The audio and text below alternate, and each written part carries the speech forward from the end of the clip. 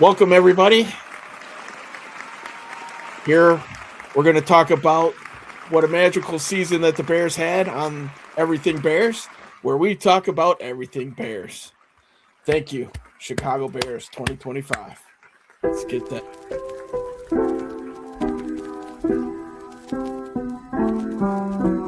Everything Bears show, yo, bear down, bear down, bear down, bear down, bear down, yo. Everything Bears show, bear down, bear down, bear down, bear down, bear down, yo.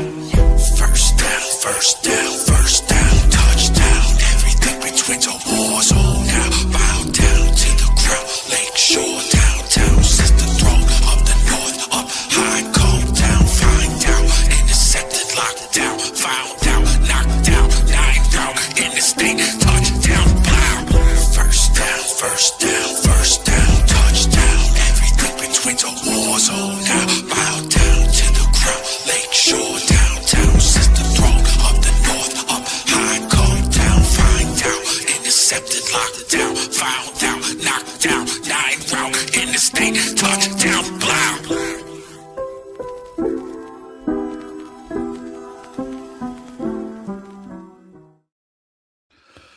What's up, everybody? Welcome back to the Everything Bears Show, your home for everything Bears. And that was it. The final heart attack of the season. What a season. Bung, What bung. a season. What a season. Unfortunately, the clock struck midnight on this magical season. But like you said, what a season indeed. Man. Yeah. Hey, chins up, buttercups. There's a lot to look forward to here. There's a lot. There's a lot to work with here. The arrow's pointing up. I know before the show, Wedge and I were talking about a lot of the big moves that need to be done by GM Ryan Poles and working in tandem with Ben Johnson. That's why they make the big bucks, because there's some big decisions that need to be made. And but the arrow is going up. Mhm. We have a quarterback. Yeah. A franchise quarterback, not just a quarterback. Absolutely. When was the last time we could say that? Not in the Super Bowl era. Not in my lifetime. Not in my lifetime. Sid was- Luckman. I don't know. Yeah. Did they have such thing as franchise quarterbacks back then?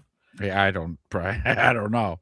But Probably in my not. lifetime, Free nothing. agency wasn't even around back then. So Yeah, we never just- had like a stable rookie quarterback. I mean, you talk about Eric Kramer coming in and balling pretty well, but that was a flash in the pan. He was gone. It's not like he stayed for years and years. yeah, didn't we get Eric Kramer from like Lions or something? Yeah, I think so because Jim Miller, I think, came from the Falcons at that point. But And Shane Matthews from Buffalo. yeah, And that was about it. yeah, it's man, is it nice not to say that Eric Kramer is the Bears passing leader anymore, right? Yes. Very, very nice.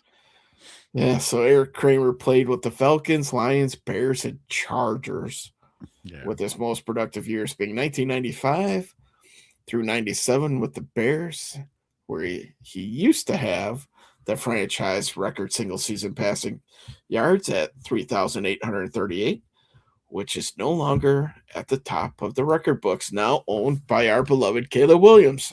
That's it. Hooray! And his second year as Bears quarterback, franchise record for passing yards. That's amazing. And it's still on his rookie deal.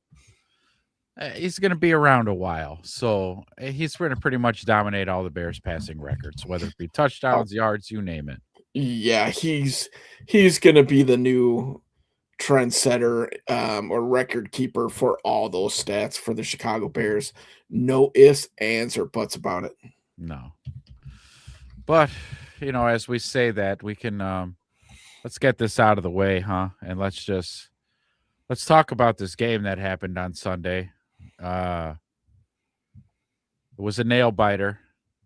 We were in it the whole game. Mhm. We were in it. The game was there to be had. Our defense was playing a brand of defense that we were unfamiliar with. It was solid defense. They were getting punts. They were holding the Rams to field goals and or punting the ball. And it was a really weird shift for the team because it was always the offense having to keep us in games and because the defense was really struggling. But the one game that the defense steps up and plays a very good physical, disciplined, stout brand of defense, our offense is struggling. Drop balls all over the place. There were so many. What was there? 8 or 9 drop passes that game. It was just off the charts, man. It was terrible.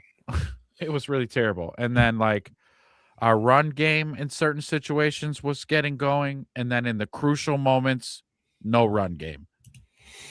Oh man, it was a pretty brutal game in that regard. And then of course, as we know, tie it up, go into overtime. I mean, what a throw, right? Everybody can't say enough about that throw from Caleb. It's one for the history books. It's like every game he gives us one, right? Right. Every game, it's like, I can't believe this fucking throw. Yeah, well, that's Caleb, man. That's oh no. Oh yes. Yes. It totally was that because like he's scrambling one way, the defenders are kind of corralling him a little bit, but meanwhile he's still just dropping straight back. Mm-hmm. He dropped back like 18 yards and then was like, fuck it. He launched it from the 40, fade away throw, all arm, no legs. Yeah. And he just hung it up there too after he released it because he knew. Yeah. Did you know that the Bears defense forced the Rams to punt 8 times in that game? I could feel that. I didn't know the number was 8, but I watched the whole damn game and 8 feels right. Yeah, 8 times, man. Like, I'm pretty sure it was the most for the Rams punter in any game this season, and 4 of them came after 3 and outs by this Bears defense. Yeah. When was the last time that the Bears had 4 3 and outs? I don't know. Maybe they came close against Green Bay in the playoff game, but maybe. So I don't know. Another confusing fact of the game was bear weather, right? It seemed the cold seemed to affect the Bears more than it affected the Rams. It was just especially their pass catchers for sure. Yeah. Yeah. Our pass catchers were dropping the ball. Their pass catchers were not. Mm-hmm. This is where we start talking about when we get there. But speaking of drop passes, I can't help but to think of Rome Odunze. Yeah. You know, kiddo, ever since you came back from that foot, you don't know how to catch the ball now. Dropping way too many balls. And whoa. To be fair, he was dropping them before the foot too. I mean, okay, let's just call it, call it what it is. No, you're right. You're absolutely right. I mean, like his contested catching ability is not good. No, his points went down in Madden for that this year. Coming out of college, that's what he was known for. Contested catches, always came down with it. The first 2 years, got to be different in the pros because that is not a skill trait that I would say that Rome Odunze excels at this point.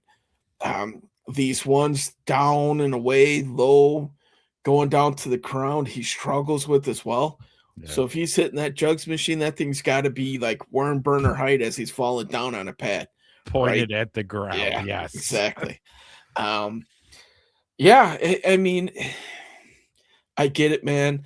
The dude had a bum flipper. He broke a bone in his foot. He didn't go to IR. He tried to gut it through. But there was a clear drop-off after that injury for the games that he did play.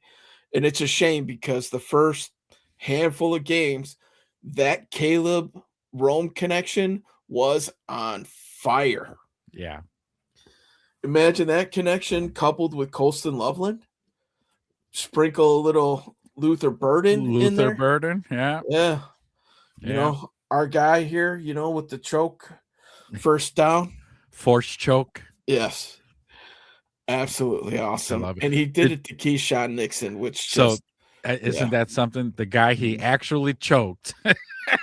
He force choked a couple times in that Packer game.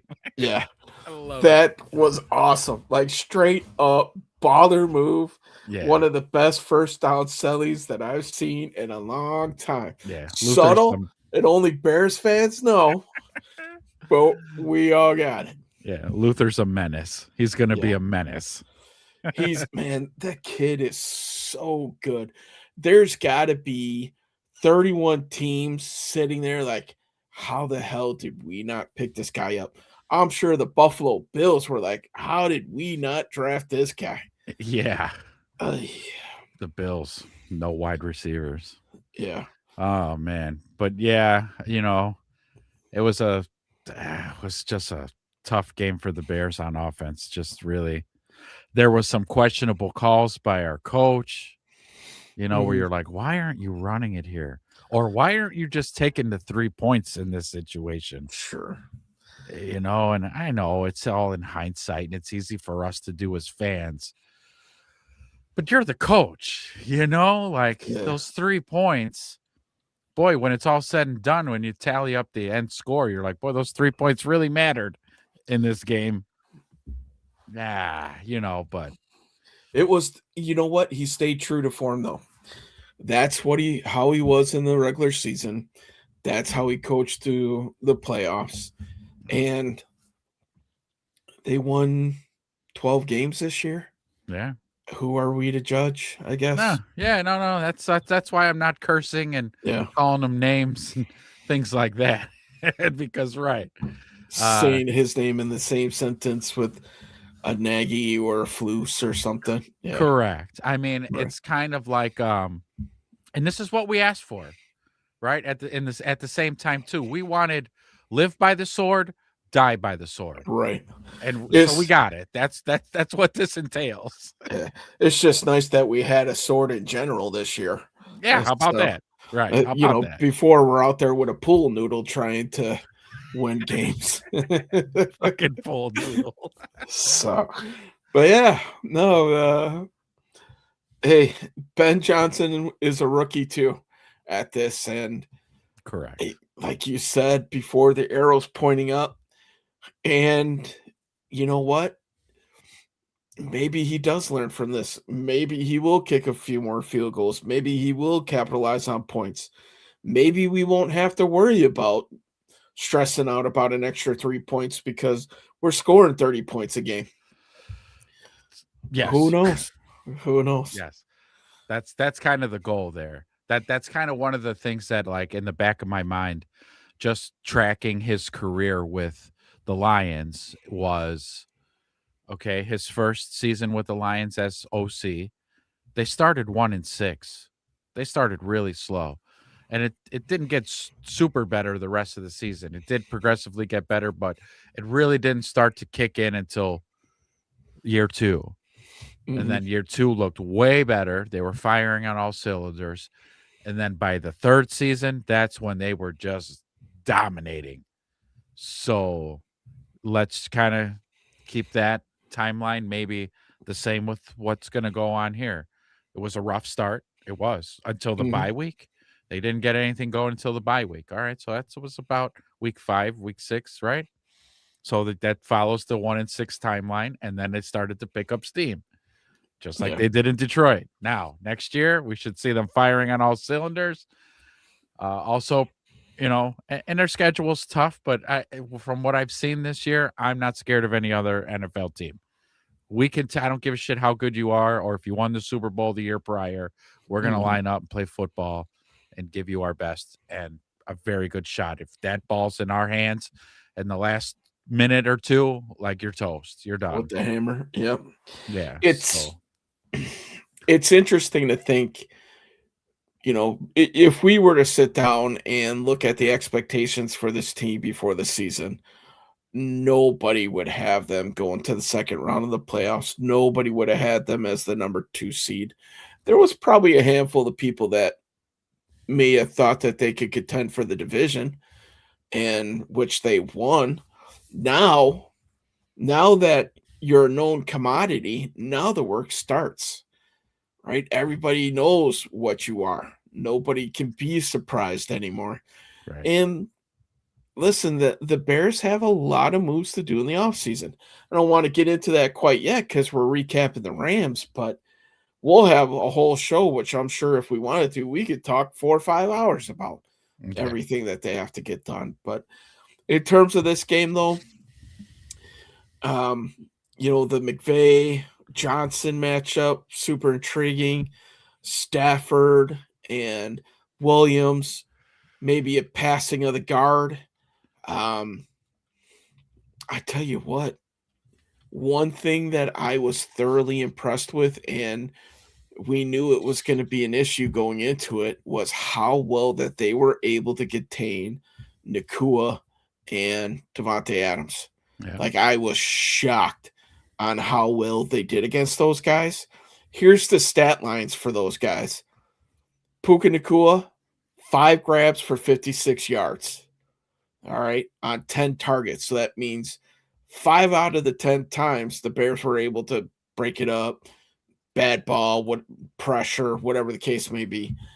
And then Devontae Adams, you never heard his name except for that one amazing catch on the sideline. Right. 2 grabs for 24 yards. If you were to tell me that's what the Bears defense was going to do against these guys going into it, I'd have taken that all day. Take my chances. The unfortunate part is that the Rams were like, oh, wait, we have a running game. And they found it at the crucial time where they're like, oh, okay, it's pretty easy to run against these guys. Yeah. So that's where it started heading south for us when they started turning around and handing it off. Williams finished with 21 carries for 87 yards, 2 touchdowns.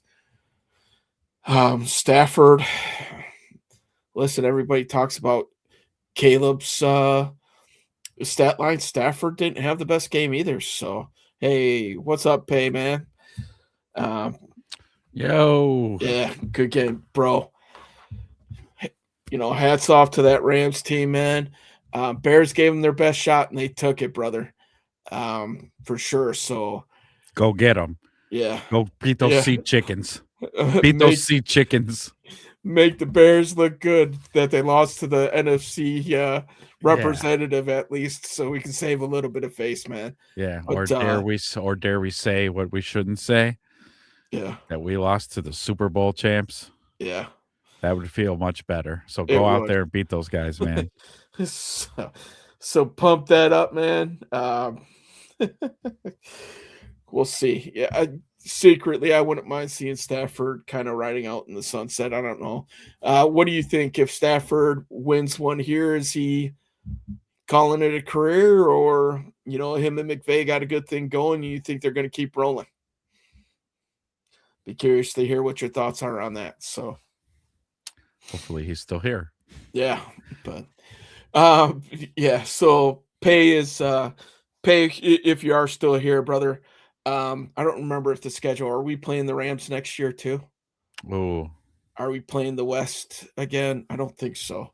I think we're playing. But anyway, Pay, if the Bears and Rams cross paths, brother, we were talking. We'd love to do a show with you, do a collab. Help each other out with a little bit of content. If you want the Chicago side, I'll be more than happy to give it to you. And same thing, we'd love to have you on so we could get a Rams perspective as well. So chop it up.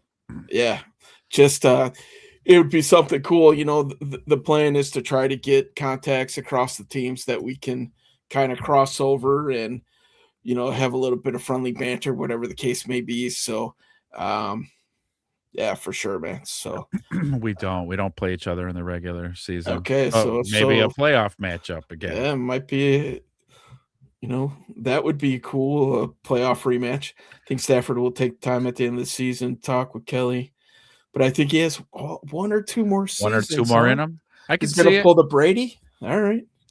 So I can see it. I mean, he looked good to me. in that game. Like, he doesn't look like he's getting old or he's lost the zip on the ball. He hasn't. Mhm. Like, we could say that about Rodgers, right? Oh yeah. Like, he's lost his zip, but yeah, Stafford didn't look like he's lost his. So, yeah, one or two more. Speaking of Rodgers, did you hear the stories? Like he was sobbing and apologizing to Tomlin, like acting like he was the reason why Tomlin's no longer the Steelers head No, I coach. didn't know that. Yeah, I was I did not hearing hear that. hearing some of that stuff. So kind of crazy. So yeah, pays in on collabing, man. Yeah, it'd be a good time, man. So but yes, thanks for stopping in, brother. Oh, you also have a show on Wednesdays. Okay. First down Oh, Rams. All right, shoot. great minds think alike, brother. So have a Yeah. good show. If you're still on when we're done, maybe we'll pop over as well. So Yeah, thanks for dropping in, man. but yeah, we caught you on YouTube and everything else, brother. So all right, man. Have a good show. Appreciate you stopping in. See you, man. Thank you so much for dropping in, dude. But yeah, I mean, stuff like that would be totally cool. But anyway, yeah, Rogers, I guess, was just besides himself. I don't know Wow. if he had that much respect for Tomlin or he finally decided he'd take some ownership in some. I don't know. I don't Yeah. know what the deal was. Take some accountability for once. Yeah. So, but yeah, they did not look good in that game. That's for sure. So, Nope. Who was the other guy who didn't look good? CJ Stroud. see, oh god, What a implosion that was. he's been playing bad for the last several weeks, and their defense clearly was the driving force to that. Yeah. And man, yeah, no Nico Collins. He lost his number one receiver. Yeah. But still, man. Yeah, that's Like, another team that has no wide receivers. yeah. All Stroud had to do was game manage. Let your defense do their thing, Mhm. just manage the game. And he couldn't help but giving the ball away Yeah. to the tune of 5 times. Josh Allen too, man. Like, Yeah. bro. I don't And know. they almost pulled it off. Like we were out to dinner, and I'm of course, I make sure we're going to a place that has a lot of TVs. Yes. And I'm watching this, and I'm like, maybe it was just something in the air because our quarterback threw 3 picks too. Yeah. And unfortunately, the last one was the dagger that ended the season. And like we talked about after we went live afterwards, man, like I guarantee you that guts Williams a little bit, and you got to tuck that one away. And you know what? He's endeared himself to this city. We've seen it while he was on tour with PCA. So But cool. if he manages to bring a championship to this town, he will be in the likes of Mike Ditka, Jim McMahon, Singletary, Peyton, all those guys. They will be right up there with the 85 Bear legends that team had. He will definitely be frontlining that. Yeah. Yeah, because you think, I mean, it's quarterback. It's the most important position in all of sports. Mhm. The Bears finally got one. And so he's going to be, and as long as he maintains this trajectory, they are going to hoist him Yes. into the rafters. Like, yeah. Him and Ben Johnson will be riding on the shoulders of the rest of the team as they walk out to claim their Lombardi. So, which I would love if like Johnson put on gloves or something before touching something that says Lombardi. Oh God. Ugh. He might. if Wiener Circle puts him up to it. Yeah.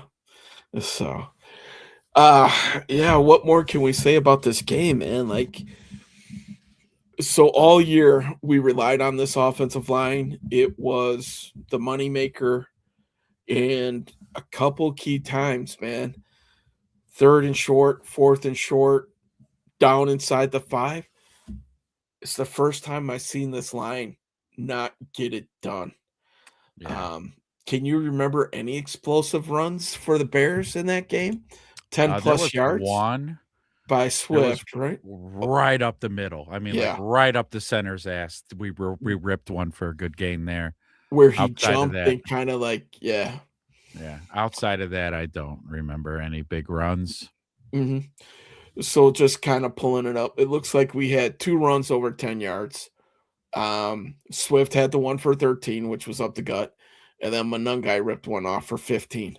So 2 Uh, explosive plays in the run game, which against this team in that weather was not enough. So, yeah. yeah, that's the unfortunate thing. They rushed the ball for 160 yards, but Caleb was 40 yards of that. And most of that Oh, came off of that big 26-yard scramble. yeah. So if you take that run out, the Bears ran it 38 times for 120 yards, Hmm. right? That's 4 yards a carry. Okay. About a half yard short of what their average was. And a couple times they needed that extra half yard to move the chains.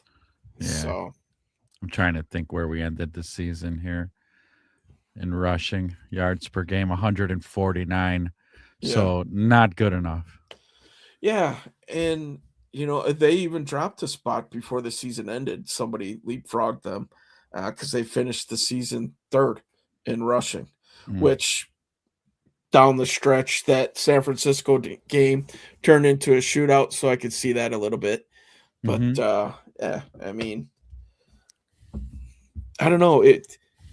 That's what the tough thing about this game is, man. Like when you think about it in your mind, you think about how this defense dominated, this should have been a win for sure, Mhm. Yeah. right? And Oh it yeah. just didn't happen. Well, it's just what I said on the post game show was, and just the moniker across all football. You can't throw 3 interceptions and expect to win many football games. So, especially in the playoffs. Number Mhm. one, in the playoffs, you shouldn't be making many, if any, mistakes. Yeah. But 3 picks, it's hard to come back from, especially when here's yet another game where our defense doesn't take the ball away Yeah. and had a couple opportunities to, right? The ball was on the ground and just couldn't come Mhm. up with it again. So we're giving the ball up 3 times and not taking it away any times. But we're lucky that we only lost by 3. And this defensive front got 4 sacks. Yeah, oh god, yeah. Like they played pretty good. They played pretty good. Yeah, except against the run. Yeah. But And there was a time where the Rams just straight up abandoned the run. Thankfully, they did because that ultimately kept us in it. Um, if you're going to try and sit there and tell me that Matt Stafford is the same quarterback in cold weather that he is in regular weather, I'd call you a liar based off of what we've seen. yeah. What was the stat line? What did I say? 47% completion? Yeah. And he just did not look good throwing the ball. But Nope. the 2 drives that they scored, they ran the ball. And I was happy that they forgot about it for a while into the fourth quarter where they're like, oh, wait a minute. We Yeah. can run the ball against these guys. That's right. We have some running backs here. Yeah, exactly. Yeah. So, Just again, ultimately a game that we had. We had it right there.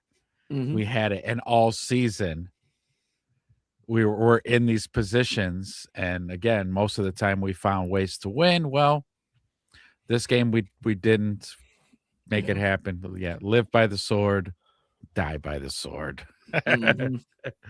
uh Yeah, que sera, sera. in the playoff games, we lost the turnover battle against the Packers, ended up winning that game. Turn it over 3 more times in the Rams, and the defense kept us in it. But we just fell a little bit short. You even that out, 1 or 2 takeaways the other way, the Bears could have ran away with this game. Top 10 coach of Bears offense is loaded now. I think it's reasonable to say Caleb's ceiling of 2026 is top 5 to 10 QB, but need to see more growth in year 3 for that to happen. 100% agree with that, Slim. Obviously, the main category that he needs to improve in is completions. accuracy, right? Yeah, Yeah, sure. his completion Yeah. percentage. Yeah. So, and Boogie, you might have even sold him a little bit short. Like if he fixes that and he's throwing for 65-70%, we might be talking top three in reality, right? Like Patrick Mahomes is going to be coming back from an injury. That roster looks pretty poor. Yeah. So that's a position that can be overtaken. Lamar Jackson seems to have taken a step back. He's going to have a new coach. Whoa. Josh Allen, we've seen what his record is in the playoffs. Not great. Hasn't been able to get their team over the dance. He got his coach fired. Not that I'm going to put that squarely on him, but yeah, I mean it's crazy to think. He completes 66% of his passes, and his pass catches improve. Those bricks for yes, he'll throw for 45 plus. Leveling option number 1, Burden 2. Those two are Ben's guys. Yeah, I went on record in a bold prediction saying that if he fixes that, he's going to throw for 5,000. Yeah, because if it follows anything what this Detroit offense did, what did Jared Goff throw for last year? 4,700 yards, I think. So he was up there again. I mean, so this offense is predicated off of that. And that's with the 2 running back system and everything as well, man. So right. But that is the huge problem that we need to fix. That all the wide receivers need to hit them fucking jugs. Yeah. This offseason. You better install one in your living room. So when you're sitting down watching TV, you're just whack. Yeah. Whack. Whack. I'll give a shit. You better put a jugs machine in your front room. Hey, honey, can you pass me the popcorn? Yeah. Hey, babe, whack. Whack. Like just, man, you guys need to work on those hands for real. Slim, we said that Roma Dunze needs to have the jugs pointed at the ground as he's diving on a mat and falling over. Work on them catches because him going to the ground or these, lower balls that keep him out of harm's way, that dude couldn't catch a cold when it came to those. Yeah. And that was a big drop. He dropped that would have been a touchdown early in the game. I kind of didn't like his arm angles. Like your catch balls like this. I hate to sound like I'm some kind of coach, but he took his arms and did like this. And it just bounces right off like, dude. Tried to body catch it, which, I think Collinsworth might have said, in the cold weather, they're told to body catch it. Man, what? I mean, as soon as that ball gets on your pads or your helmet, man, that's a hard surface that it's bouncing off of. But, right. I didn't see Nakua body catching. No, it sure didn't. Didn't see Devontae Adams body catching either. Yeah, they were catching with their hands.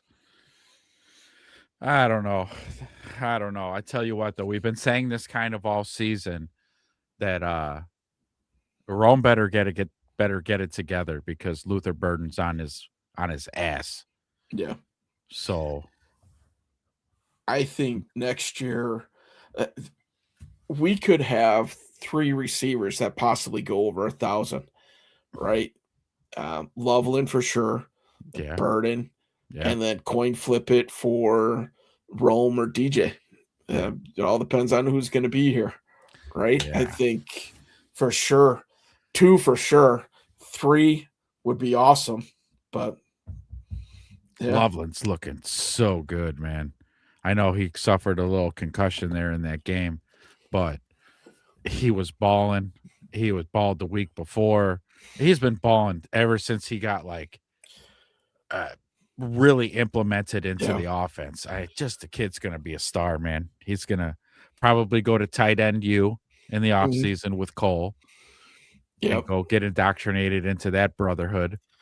And because I think he might be one of the tight ends carrying the torch after some of those guys fade off into the sunset. Yeah, like when there's no more Kelce's, there's no more Kittles. There's going to be Lovelands and Tyler Warrens and who else is another good one? Maybe Laporta. Kyle Pitts. Yeah. Pitts, yeah. So, Oh yeah, Laporta. That's right. hmm Who's the Vikings guy too? McClunky? No, what's his name? uh, Because he's good too, right? The uh, Vikings tight end Hawkinson, Hawkinson. Thank you. TJ Hawkinson, who Yeah. was the former Lions. Yeah. So, but yeah, I mean, those guys, this year, Colson Loveland was number 2 ranked PFF tight end, right? Yeah. Yeah. That's when did he really start playing? Maybe week 6, 7, 8, somewhere in there. That's 6, I fair. think they had the bye, didn't they? No, week 5 they had the bye. And Yeah. coming out of the bye, I think that's when we started seeing him more. Seeing him on the field, but not really being a focal point because Right. man, that last, like you said, week 8, week 9, they really started to make him a focal point. And then by the last 2 games and the playoff game, it was like, yeah, 3rd and Colston, 4th and Fourth Loveland, and level. Yeah. 3rd and Colston, 4th. Like I was calling it from my sofa, like, give it to Loveland. Yeah. Yo, throw it to Colston. Yeah.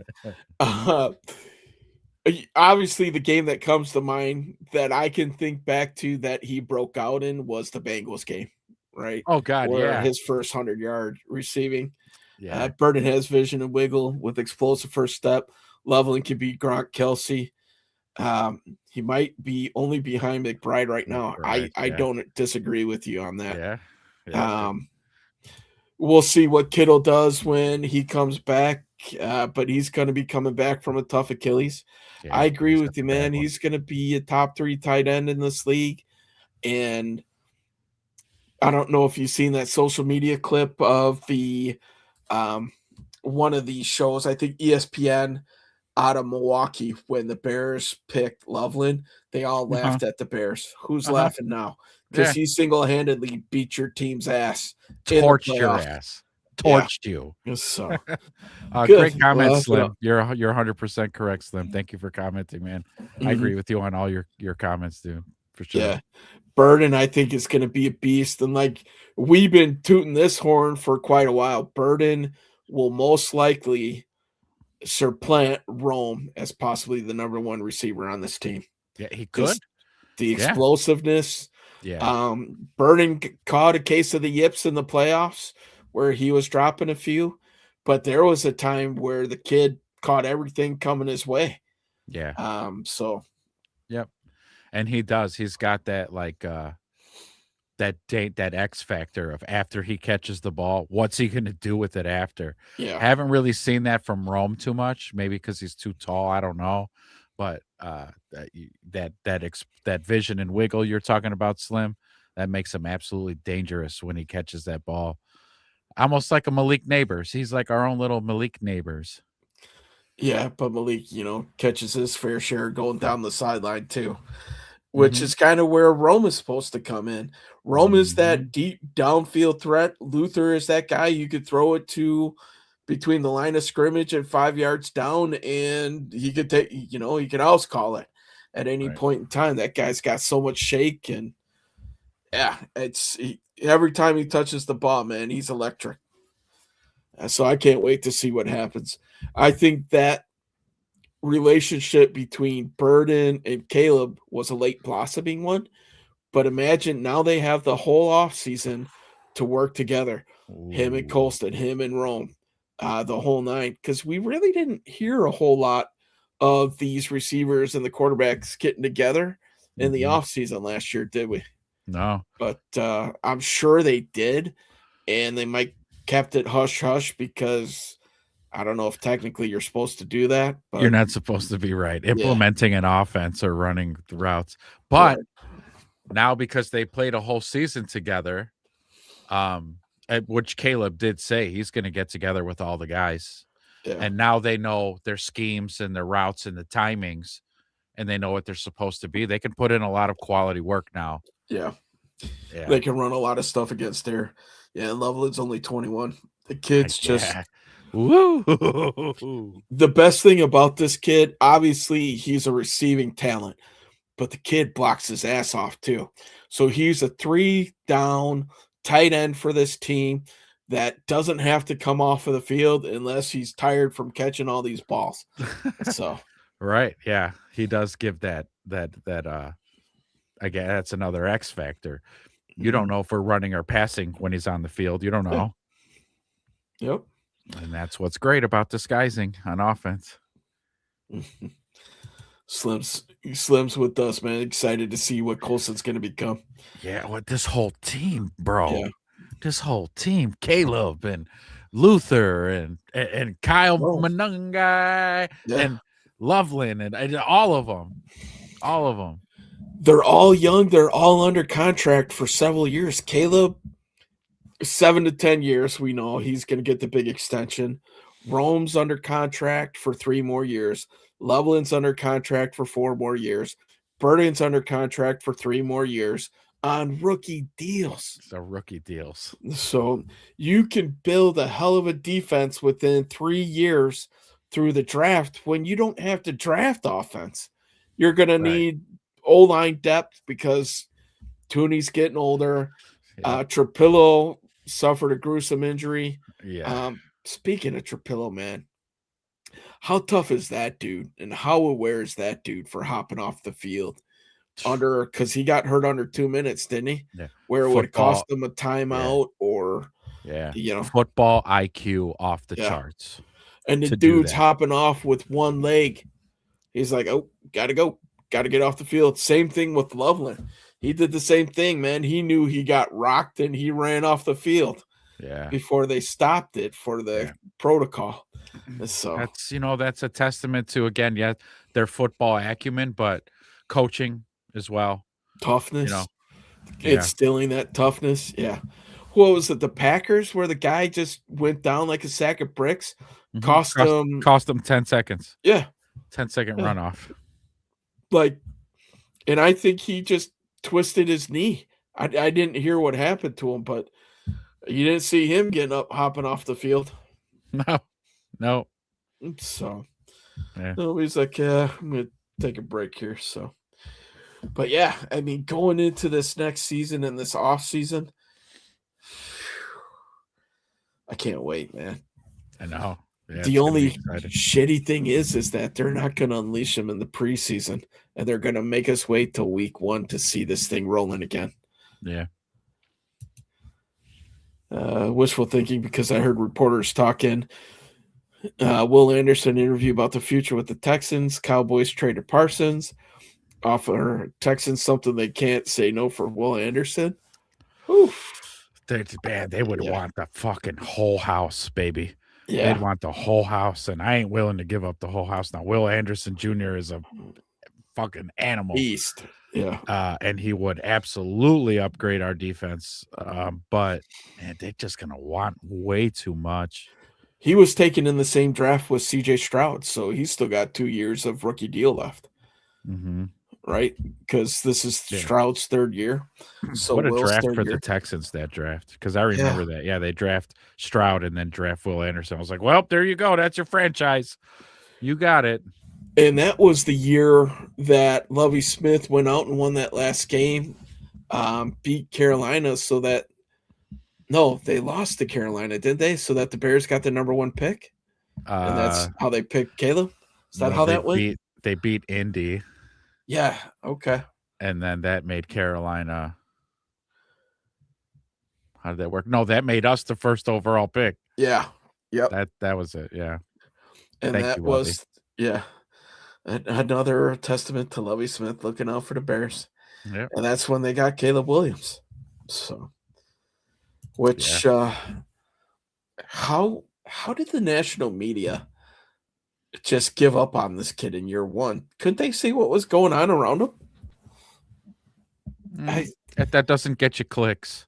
No, it's true. It doesn't. Yeah. They would rather they'd rather see a Ryan Leaf versus an Andrew Luck type of thing because like you said, Andrew Luck doesn't get you as many clicks. No. But I tell you what, though, not only are they all turned around on that now, Caleb is one of those players that I think around the league now,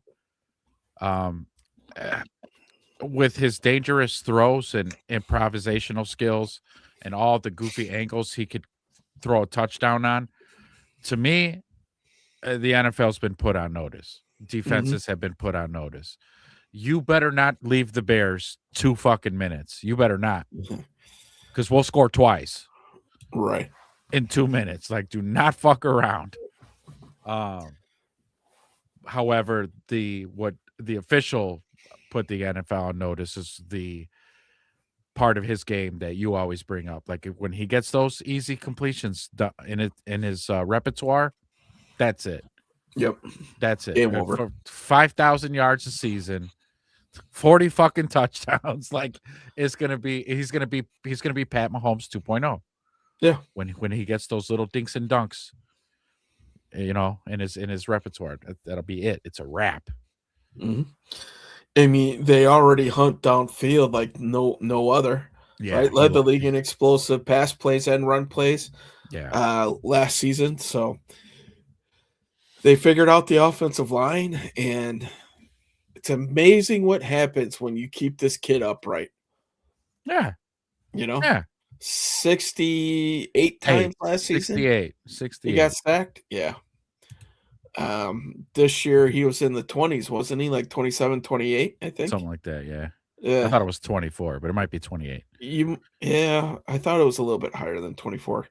But yeah, I mean, that turnaround alone, and we know the kid's durable, man. I mean, I didn't even see him come off of the bench limping at any point in time. Seen him limp off of the field, but by the time, The he next came drive. down to it, Yeah. you're right. He got sacked 24 times. So, All right. but yeah, I mean, what a testament to, well, we know his escapability, but that offensive line. Because that offensive line, when he did have to escape, it wasn't right away. It was, took a little bit of time. That was one of the things with this Rams pass rush, too, that was so impressive. Caleb didn't get sacked at all. And that's what we talked about going in. Yeah, that was a big worry because the Rams got great defensive line. Yeah. So we talked about that bump out with Tooney to left tackle. So in terms of pass pro, that worked. Like you said after the show, where it might have hurt us a little bit was in the run game, especially short yardage. Because when your middle three is split up, and that was the strength of that offensive line. Yeah. It was, who knows? I mean, we just don't know. I mean, it still looked pretty good, but maybe not quite as good. Yeah. Well, and and because of injuries and injuries happen, the coaches did the best maneuver that they had to do. I mean, that was the best option that they thought. And yeah, when you look at it, he didn't get sacked all game and he had time to throw still and all that. So yeah, it worked. It just, we dropped too many damn balls. Yeah, exactly. I think, which is what Slim is saying here.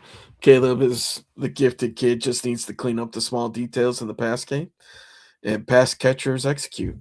That's it. Right? We talked about his offseason. He should be throwing at golf carts driving past each other with the big targets on it. Like in the old Pro Bowl. Yeah. Short yardage, too. 5, 10, 15. Yeah. Because the kid really did correct from last year to this year his deep ball accuracy. Yeah. He really worked on it, fixed it, and he was pegging deep balls all year. So, all right, now let's work on that short game, kiddo. Yeah. Let's work on that short game. Part of that might be he actually had time to set up to throw a deep ball. Yeah. Yes. Yeah. Oh, yeah. But yeah. What Poles needs to do this offseason is what he did for the offensive line, he needs to do for the defensive line. The problem's going to be is some of the contracts that he's fucking stuck in. Oh, Dangbo, you're stuck. Yeah. Grady Jarrett, you're probably stuck. Yep, he's got to restructure for that. Montez, you're stuck. I don't know. I can't wait till we get to breaking down the draft of like the edge rushers and DTs that are going to be in this draft. I'll get familiar with the names and who they are and what their skill set is to see who the Bears will pick. And then ultimately they're going to have to draft defensive line. Yeah. first 3 picks, maybe. Maybe the third pick you draft a safety, depending on what you're planning on doing with Kwani, Yeah. right? Yeah. So defense was fun to watch versus the Rams. They were locked in and dialed it up. Fucking 8 A. punts, Slim. Yeah. Made them punt 8 times, the most that they had to punt for the entire season. So yeah, dude. they need pass someone that can get hands on. Yeah.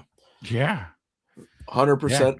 Booker had a pretty good season, especially coming back from that injury, but still need more consistent pressure for sure. So Yeah.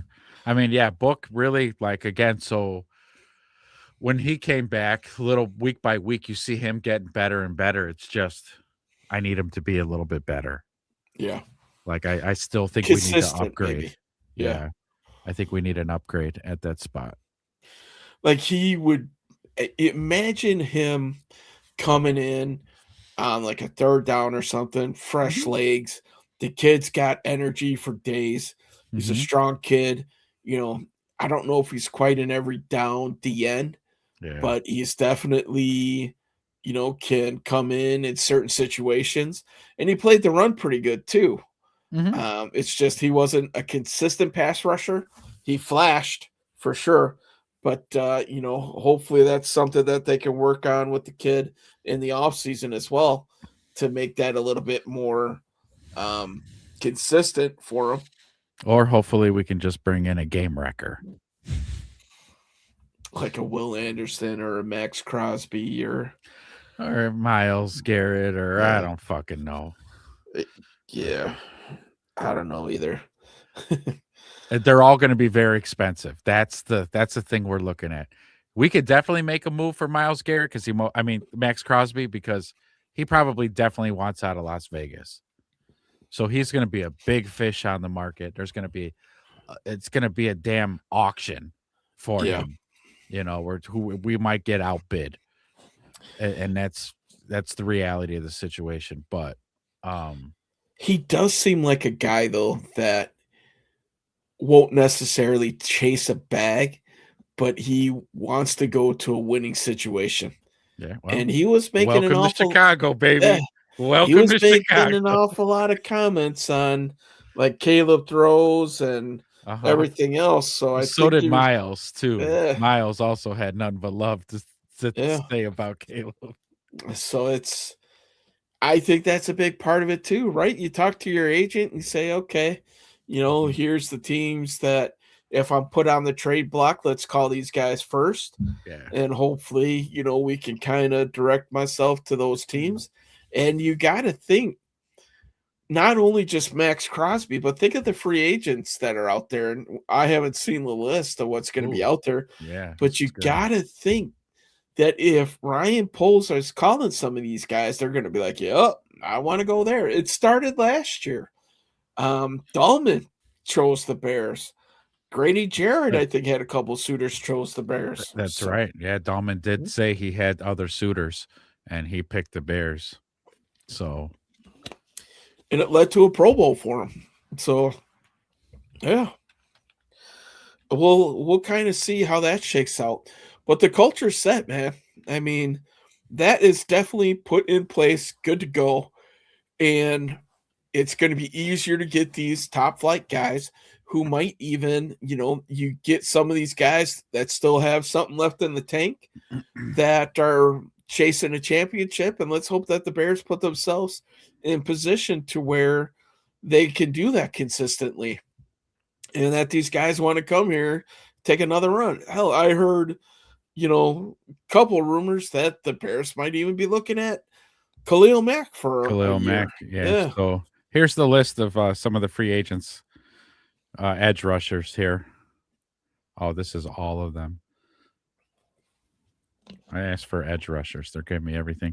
Trey Hendrickson, again, free agent after this year. Khalil Mack is one.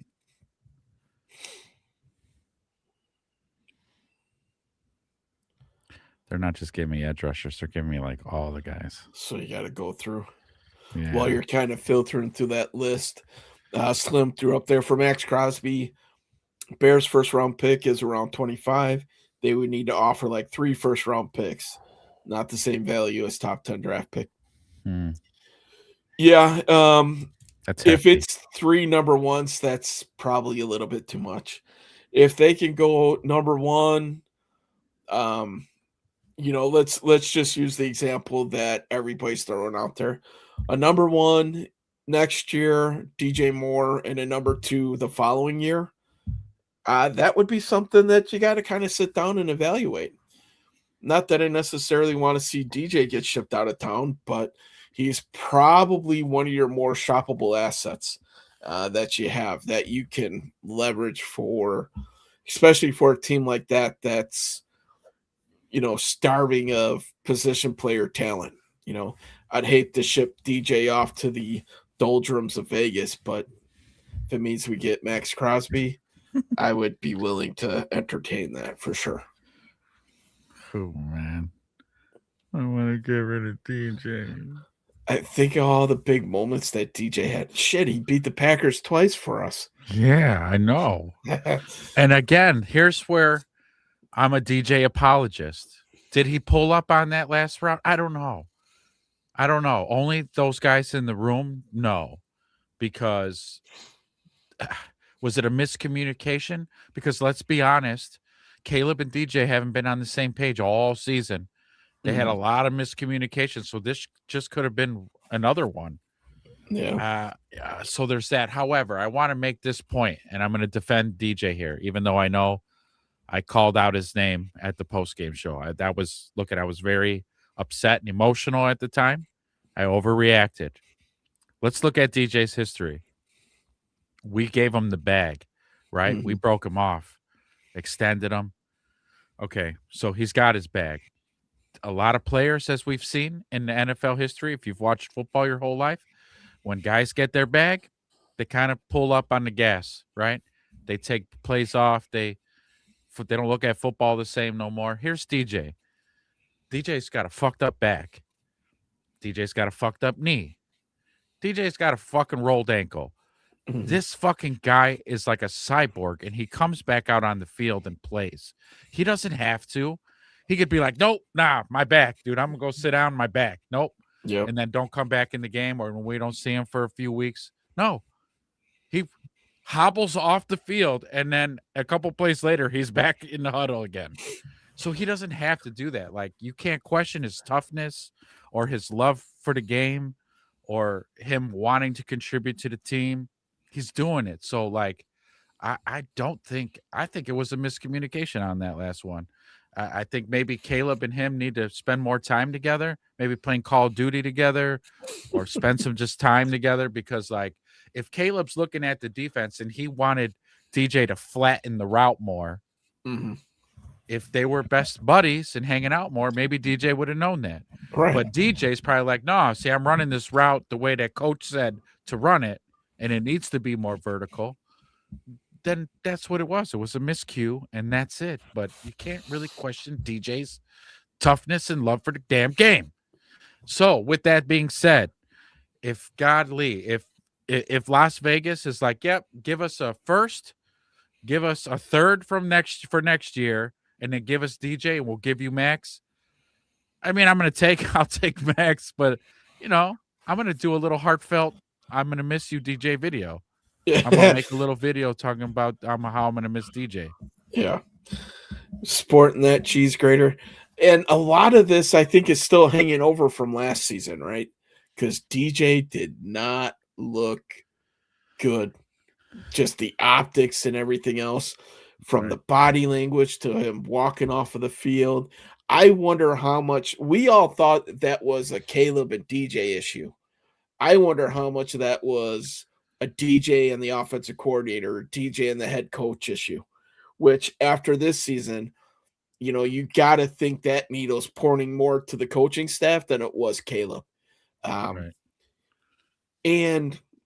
DJ's just one of those guys that he's not a big rah-rah, I'm going to jump up and down with you and celebrate type of guy. He's one of those quiet guys that goes out and lets his play speak for what his commitment is. He's out there every play, like you were saying. The dude just needs a few minutes to hit the old, control alt delete on the sideline so the system reboots and he's good to go, Right. So Right. yeah, Slim's thrown out there. I don't want to see DJ go either. But it's a business. You have to offer something good to get something good. Yeah, and it's just DJ. I mean, we're used to seeing the DJ Justin Fields hook up downfield, short, breaking it for whatever. If you ask me, DJ has better hands and better yak than Rome. Mm-hmm. I'd agree with that Facts. at this point. Yep. Facts. 100%. I think it's probably statistically proven as well. But our eyes don't lie to us either. We watch every down. So, yeah, that's a fact. And there's one more factor, too. We are blessed to have a deep-ass wide receiver room right now. So that helps, too. Like, if DJ has to go in some kind of big trade, luckily we got some depth at wide receiver, and it's, like, not going to hurt the team. But just, And it's all young depth, too. Yeah. So that's why everybody points to it. Shoot, we were talking about it midseason at the trade line. I made my case on why I thought DJ would be a target. We talked about it one of our first shows, like, because this wide receiver room was so deep, that was a piece that if you needed to trade to get something, that he would have been his name. Just it made sense, right, and it still does, unfortunately. Keep the wide receiver trio together, run it back with the same guys. DJ, the veteran leader in the room. Yeah. I mean, I like that. I like that too. Yeah, you kind of think, right? What role does he play? Is he like the Amon-Ra St. Brown type of role? He's not Jameson Williams, because they didn't use him a whole lot like that before that. I think it's more like the Luther Burden role, right? Yeah. DJ was running a lot of clear out routes. Yeah, deep digs and but when they wanted to take their shot, especially late in the season, DJ was their guy. That's who they used. Yeah. Coming up the seam. I did like the fact that they got him out of the backfield. I understood why they needed to do it in the beginning. And DJ's so good with the ball in his hands, and you're looking to try to get it in his hands a different way. Okay. But with the emergence of Monunga, you didn't need DJ back there, and that's just unneeded wear and tear. I'd rather him get hit by a cornerback or a safety than three defensive linemen coming through the hole. Or a big-ass linebacker. Yeah, exactly. So, yeah, he's gadget guy, but also the only wide receiver on the team that can make that catch in OT versus Green Bay. Yeah. Agree. Yeah. Honestly, I wouldn't feel confident if that was Rome. No. Right? Even like Luther, I haven't seen Luther make, because again, we throw 100 balls. We don't throw 50-50 balls. Right. I haven't seen Luther make like real tight contested catches yet. He's always wide ass open when they hit him. Yeah. And the only other guy who I would feel pretty confident if it was going up to is Loveland, right? I think we'd all think he would have a good shot bringing that thing down. Well, I also think that if Loveland was in instead of Komet, that in that first Packers game, that would have been a contested catch or a 50-50 ball versus Komet. Yeah. So. Yeah. Loveland tracks the ball better than Cole. And he's more athletic and agile than Cole too. So changing direction. So he could have came up and made a play on that ball. All right. I finally got a list of those free agent edge rushers. Yeah, let's go through. So you got and this is all broken down by salary. So the top of the list is going to be the most expensive guys and get cheaper as we go. Yeah. Because it gives their market value. So first is Trey Hendrickson. Then we've got Khalil Mack. Then we've got Hassan Reddick from the Bucks. Do you want to go through on if we think that would be a good addition as you're rattling them off? Like if we pick them or not? Yeah, we could do that. All right. So Trey Hendrickson. Yeah, for me, he's too long in the tooth. I don't want him. Pass. Maybe if he was a team friendly deal, but he's still chasing that bag right now. So Yeah. before we get too far into this, let's get Slim's last comment there. Yeah. With depth, DJ doesn't get 140 targets. He gets 100 opportunities or less. Yeah. We saw that throughout the year. Like there was a point where the Bears had 3 receivers, all at 65 balls, right? They were all even, sitting And at just under 700 yards of reception yards. Yeah. Agreed. So Hendrickson, we're both a pass on that. Okay. Yeah, I'm a Khalil pass on Mack. Hendrickson. Next, Khalil Mack. God, nostalgia says yes, I want it back, but I also the same thing for me. A little too many miles. It would be a 1-year deal. On a 1 year? Yeah. I would think, right? You wouldn't sign him to 2 or 3 years. No, it's just too no. old. I kind of I don't know if I'd sign him for the 1. As much as I do like Khalil Mack, I don't think I'd sign him for 1. I mean, he played pretty good with the Chargers, though. If you've seen, I've seen the stat split for him. Who claims them? Raiders, Bears, or Chargers? Yeah. He had like 36 sacks. 36 for, or maybe it was like 41 for Vegas, 36 for the Bears, and 36 and a half for the Chargers. So, like, the dude is produced everywhere he's gone. But who did he have opposite of him, though, out there? Joey Bosa. Yeah. Or one of the Bosas. So he comes back Nick with us. Bosa He's gonna have Montez Sweat. Yeah. So I don't Mac know. for $12 million a year, fully guaranteed. That's a number I like. That is a good number because his projected value is 18.5. Yeah. Like if you could get him at, say, you can get him at 12. I'd take him at 12. Hell yeah. If you can get him at 12. But 18 to 20, no. Yeah. No. You got too much to do on that defense to go. So who was next? Reddick? Yeah, Hassan Reddick. He's 31 years old. Yeah, he's been injured an awful lot lately too, if I remember correctly. So his previous salary was 14 mil. However, his projected market value is going to be 4.9. And that's probably because of those injuries. Wasn't he the one who was refusing to play for the Jets 2 years ago? Yes. He's just like, I'm not suiting up. No, I don't want somebody like that on this team. That was him. Yeah. Yeah. So no, thank you. Doesn't fit in the culture. All right. Next, we've got Joey Bosa. He's in Buffalo right now. He's 30 and a half years old. He's got 9 years in the league. And he will be projected at 13.7 mil. So he only signed a 1 year with Buffalo?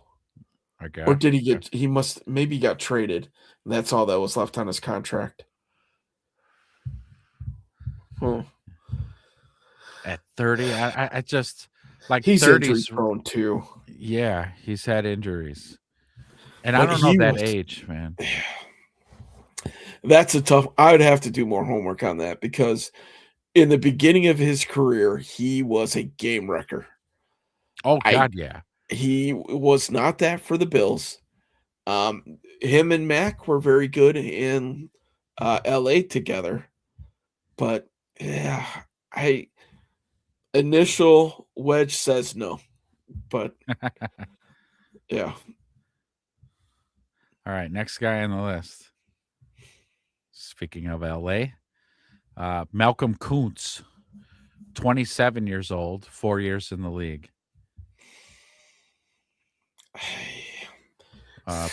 Previous, he was at 11 mil. So that must be his rookie deal. Is that part of his rookie deal? If he was, because they don't have a projected. Yeah. So he said he was 27.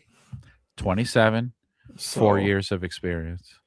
Yeah, it came out 23. Might be his second or third contract then.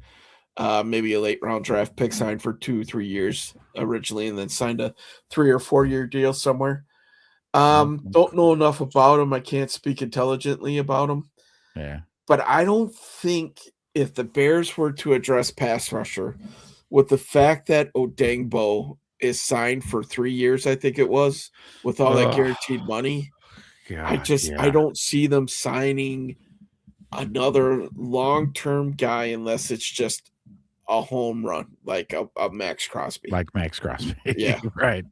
So Now the list gets a little fucking saucy here okay. after this because now we've got Leonard Floyd is Yeah, been there, available. done that. Got the T-shirt, didn't like it. Next, Yeah, Danico Autry. Oh my God, Slim. You won the comments of the night. You win. You win tonight. That's it. Cut it oh, out. We could stop the show right now. Slim just fucking nailed it. Slim. There's a few names on this show that we refuse to say, and that's one of them. So we just refer to him as Trash Can because that's what he was. The Floose, we don't say the full name there either, and we also don't say who That the right offensive guard. coordinator was last year. Oh either. yeah, the OC either. Yeah. So But Dio is that trash can of the defensive line. Yes. just cut him and take Huge your waste L. of money. Huge I waste. Yes, I would agree. I would do the same. I think I saw somebody was already saying what you could save on that. It's not very much because a lot of No. that money is guaranteed. It's a huge cap hit. Yeah, but man, he's not going to be there next season anyway. He's probably going to miss at least half of it, and by the time he gets back, he's probably going to be a rotational piece if all goes well, right? I think you're right. I think if you see a move where they bring somebody big in like this, I think you just eat the dead money and clear Yeah. the roster spot. And in Yeah. 2 years, you're, game on because the salary cap is supposed to go up pretty significantly over the next several years. Yeah. That's right. There is going to be a bump in the salary cap. Yeah, with all these streaming deals and everything, there freaking better be. I mean, we're paying for that, so I want to be able to cut Odangbo and get me somebody good. So And another fact, another statement right here. Yeah. Tom Robb better than Dio. Yes. and that's Yeah. not saying a whole lot right there. But Yeah. Right. I'm not a big Tom Robb fan, quite honestly. Well, we could just start with the availability. How about that? Yeah. Because there's no better ability than availability, they say. And Dom Rob's at least fucking available. At least with Dom Robb, you know when he's out on the field because he's got that guardian cap going. He's got the big cap yeah. on, yeah. But he has made a couple little plays. Yeah. Not nothing consistent, but he's made plays. You know how much I've heard Dio Dengbo's name?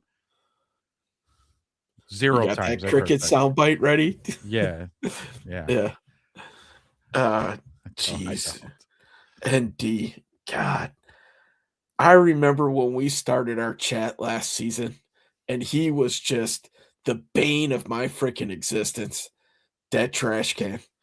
Just it was awful. Yeah. Just awful. There were so many reasons. I knew something wasn't right about him when the dude wasn't even participating in spring training. OTAs, yeah. And you know what? 2 years in a row, didn't. The Floose let him freaking do it. Let him get away with it. You think he would have gotten away with that with Ben Johnson? Here? No. He would have ran right out. Fuck you. Get the fuck out of here. You're either going to practice or fucking get out. Right. Well, and that was the huge problem with the coaching staff that we've had for years. There's never been, we're talking Nagy too. We can go that far back.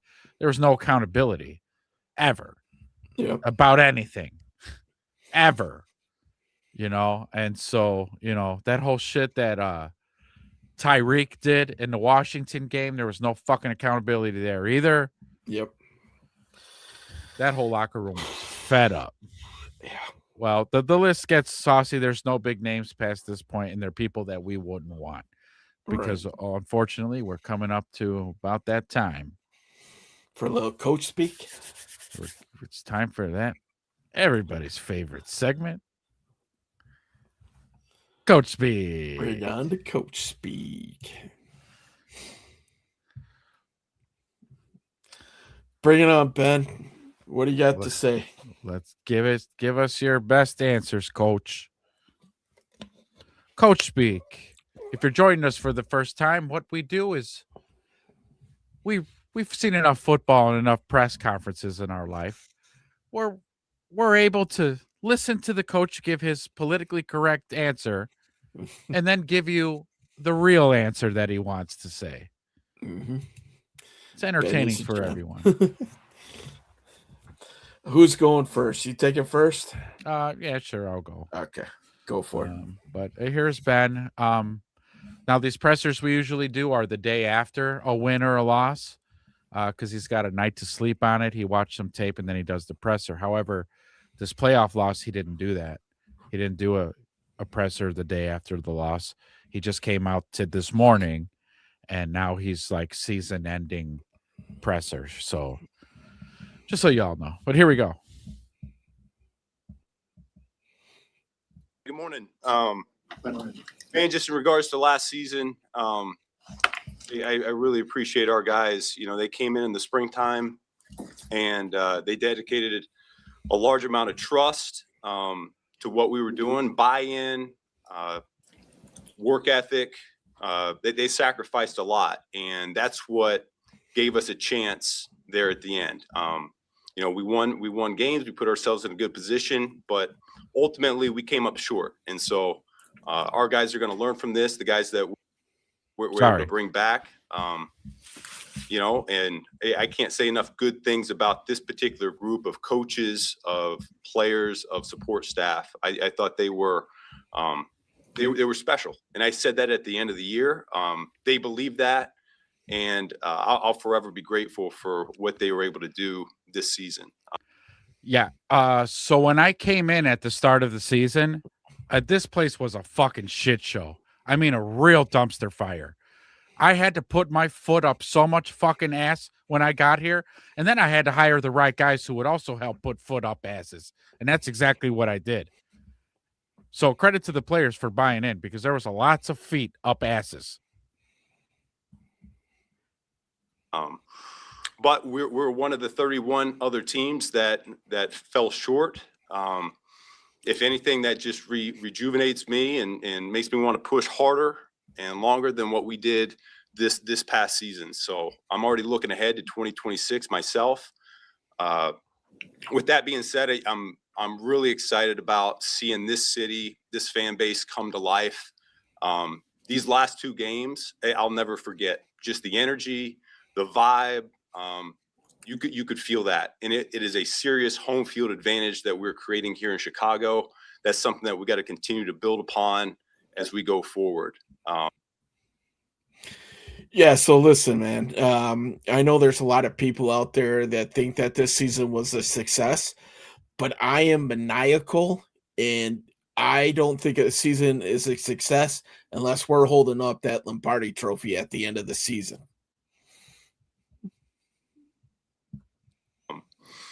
Talked to our guys a little bit on Monday, just in terms of where we are and how we're moving ahead.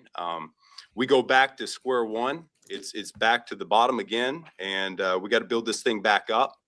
You know, Ryan and I have some really difficult decisions to make over the course of this off season, but we're committed to bringing in competitive players, football players that are going to make us better time and time again. So.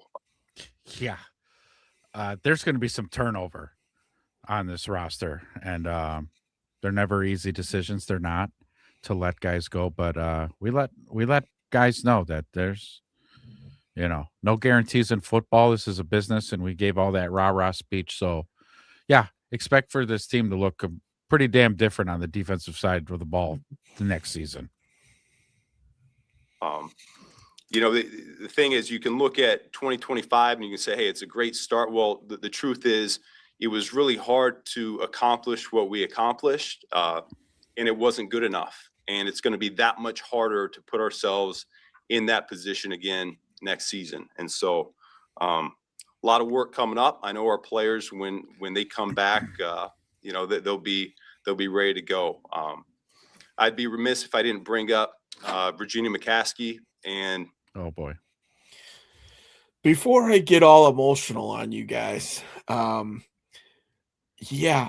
the culture that the Flues had here needed to be completely torn down to the studs and rebuilt, because that guy was a fucking idiot. And you guys were lucky that you brought me in, because I'm going to be coach of the year. Just real quick here. Slim's also playing along with us. I love it. Yeah. You caught that, Slim? Because right in his beginning statements, he said last season. He's already that shit's fucking gone. That He page ain't is even- burnt. Yeah, that shit is ancient history. Woo! Love this fucking guy. I love this coach, man. All right, but here he goes. He's about to get sappy on us. Get emotional, coach. Just the impact she had on us and this team this year. You know, I got hired, and was shortly thereafter that she passed away. And yet this year was really dedicated to her. You know, we wore the patch as a team in honor of her and the impact she's had on this organization in this city. So I'd be remiss if I didn't bring her up and talk about how important she was for us this year. With that being said, I'll go ahead and open it up. Yeah, I'm not even going to make a joke about this. God bless that woman. May her soul rest in peace. Virginia McCaskey, always much love and respect to the McCaskey family. That's it. And circling back to Sunday really quick, the last offensive snap, you guys ran the interception. What was your review of that play through Caleb's lens, through DJ's lens? Yeah, I have not studied the tape a whole lot. My last 2 days have been focused solely on our players. We've had about 20 hours of exit interviews. It's all about our players. I'll go back, I'll review that tape. Here's what I'll say just off the cuff about that particular play. If there was any sort of miscommunication, that's my problem. That's no one else's but mine. So I got to do a better job coaching that up. Woo. Wow. Okay. Yeah. So you know what? That play was drawn up. I'm not going to throw my quarterback under the bus, because Caleb just missed that throw, and it cost us this season. That's what I'm getting from. Wow. Okay. That's what I'm getting from that. So, and also, I have plenty of time to watch the tape from this game, because unfortunately we're going home, and I can use a week off. Maybe I'll smile. Who knows? And one last, none of your damn business. That's my problem, not yours. Okay, next question. Philosophically, what do you guys like about getting the ball second? Yeah, but the overtime rules change in the postseason, and we felt like kicking it off was the way to go, so that we would know exactly what we need to do. So I'm not going to get into it a whole lot beyond that. Sometimes you Chicago reporters ask the stupidest fucking questions I've ever heard. It's pretty common sense that you would want to defer for the answer I just said, because that way, if we stop them or if they score, we know what our game plan is then after that. It's a kind of a fucking no-brainer. Thanks for wasting your fucking question, though. Thanks. You said there's a lot of work to do. It's going to be more difficult. Besides Caleb, what gives you confidence that you guys are going to be able to build off this, and that Yeah, there is no building off of this. We go back to square one. We're back at the bottom again, and that's really all 32 teams. If you feel otherwise, you're probably missing the big picture. You know, we're back at. We got to start from scratch. We got to start from the fundamentals. You know, a lot of guys talked about how difficult this training camp was. I didn't feel like it was anything out of my ordinary. They know what the expectation is. They know what the process is that we believe in as a coaching staff. And so I think more than anything else, they're going to know what they're getting themselves into. And yet we got to dig a little bit deeper. We got to work a little bit harder. We got to give a little bit more if we want to take this thing over the top. I mean, it's no different. You're trying to lose weight. You're trying to lose 50 pounds. The first 30 is the easiest 30. You know, the last 20, that's the hard part. And so we did a nice job this year, but it's not enough. We got to do more. So guess what I get to do at the beginning of training camp? I'm going to be kicking Caleb Williams and company off the field for not running plays. There is no built up goodwill here. It's back to square one. These guys are all rookies for 2026 in my book. So you better show up ready to work, and you better come in shape. If not, you're going to be puking on the sideline for the first week. focus on with Caleb going into the offseason? We'll circle back on that. We had a good exit interview. My main message to him was he needs to get out of football for a little bit. He's done a phenomenal job in terms of staying focused all year long. He put a lot of time, a lot of effort. I thought he grew up as a professional. I thought his communication to the coaching staff grew. I thought his communication to his teammates grew. But we will certainly have a number of points of emphasis that he can dive into when he comes back this springtime. But it's important for really all of us, coaches, players, support. We get away for a little bit. Okay, yeah. We're going to work on a short game a lot. Because when we fixed his short game, MVP, he's going to be in the MVP discussion all season. So that's what we're going to do. But for now, I told him, you know what, kiddo, take a break, go to the movies, take your girl out, go to the club, have a good time, enjoy yourself. Because when you get back, I'm going to fucking stick my foot so far up your ass to fix this short game that, that's what we're going to do. Real quick, before we get started, what's up, Alan? Thanks for joining us again, brother. So good to see you. Hopefully you're down in Chicago representing it well. Real quick, while we're taking a quick pause here, Slim, opportunity presents itself. You go to the NFC title game on the next play, 100%, go for 2. Execute the small details for 1 play. Don't let the game go into OT. I was curious if he was going to go for 2 there or not. I know. Yeah, yep. me too. Lots to improve on still next season. Upgrades need to take place. Take that next step towards the Lombardi Trophy. And this was kind of piggybacking off of Virginia McCaskey. Lady Luck was on Bears' side for 2025. A lot of lucky bounces, a lot of peculiar wins to blow field goals to be no good. And wins to guide Kairos kicks through the uprights. Definitely the spirit of Virginia McCaskey was floating all through the stands at Soldier Field. Yes. All season. Might have been why it even started shaking. She was so excited. Yes. We hit the reset button. I think everyone needs that here at this point. The things that we highlighted for Caleb to start the season, I did think they improved as the season went along. We revamped the footwork a little bit last spring, and I think the comfort level grew from that. He certainly got more comfortable with the concepts that we were running over the course of the season. That's something that we can build upon, and yet there's still a lot more that we can push through in that regard. And so I'm really encouraged about the steps he took this year. I'm Caleb Williams' #1 believer. I have a lot of faith in him, what he's capable of doing, and the player that he's still striving to become. Somebody watched our video. Go ahead. Yeah. Listen here, guys. In case you don't know, if my quarterback doesn't play well, I have no shot of getting a bigger bag when my contract comes up. So I'll invest a lot of time and a lot of effort into this young man, because the further he goes, the further I go. The more money he makes, the more money I make, right? So this is a relationship like Eddie Brock and Venom. Symbiotic, right? So except we're not losers. Or leave the building either discouraged or injured, because it's extremely rare when he doesn't talk to us. You would have to talk to him about his mindset. We had a really good exit interview, and he's a player that I felt really helped us get to the point to where we were this year. We had an opportunity there, a couple games away from the Super Bowl. So I thought he was a huge contributor to getting us there. Yeah, so you guys have known DJ for a couple of years now, right?